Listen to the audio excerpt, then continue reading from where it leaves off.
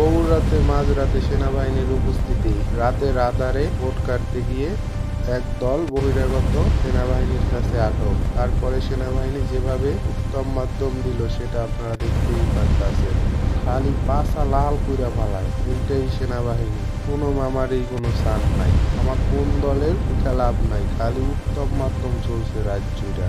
এমন সেনাবাহিনী তো আমরা চাইছিলাম, যাতে নিরপেক্ষভাবে আমাদের সাথে থাকে ও আমাদের দেশের সাথে থাকে। ধারণা করা যায় রাত 2টা-2:30টার দিকে একদল বহিরাগত ভোট কেন্দ্রে ঢোকার চেষ্টা করে। শুনে সেনাবাহিনীও তাদের ফোর্স জোরদার করে। শোনা যায় সেই দলে নাকি 20 জনেরও অধিক বহিরাগত ছিল।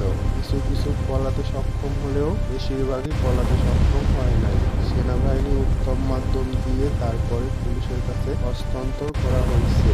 সো এত পরিমাণ উত্তম মাধ্যম দিছে যা আমরা দেখাতে পারতেছি না। বিশ্বাস করবেন না, টোকাইয়া টোকাইয়া উত্তম মাধ্যম দিছে। মানে দৌড়াইয়াও পলাইতে পারে নাই, ভাবে টোকাইয়া টোকাইয়া উত্তম মাধ্যম দিছে। তারা কোন দলের সেটা জেনে লাভ নাই, তারা ভোট কাটতে আইছে, সেইটাই হচ্ছে সব থেকে বড় সমস্যা।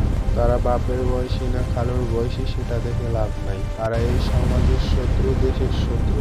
তাই তাদের পাছা লাল করে দেওয়াই ঠিক আছে। আপনারা কি বলেন কমেন্টে জানাইয়া যাইবেন। আর এইবার কে কোন মার্কায় ভোটটা দিবেন সেটাও একটু কমেন্টে জানাবেন। যে মার্কার সাড়া বেশি আসবে সেই মার্কায় যাইয়াই ভোটটা দিয়ে আসবো এবার। আপনারাও নির্বিঘ্নে ভোট কেন্দ্রে যাবেন ও ভোটটা দিবেন। আর কোনো ঝামেলা, কোনো দুর্নীতি দেখলে অবশ্যই আনসার ও সেনাবাহিনীদেরকে জানাবেন।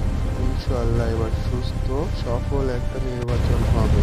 আল্লাহ ভরসা। আমরা সকলেই একটা সুস্থ নির্বাচন আশা করি। এরকমের শৃঙ্খল নির্বাচন আমরা আশা করি না, যেটা হাসিনার আমলে আমরা দেখছি।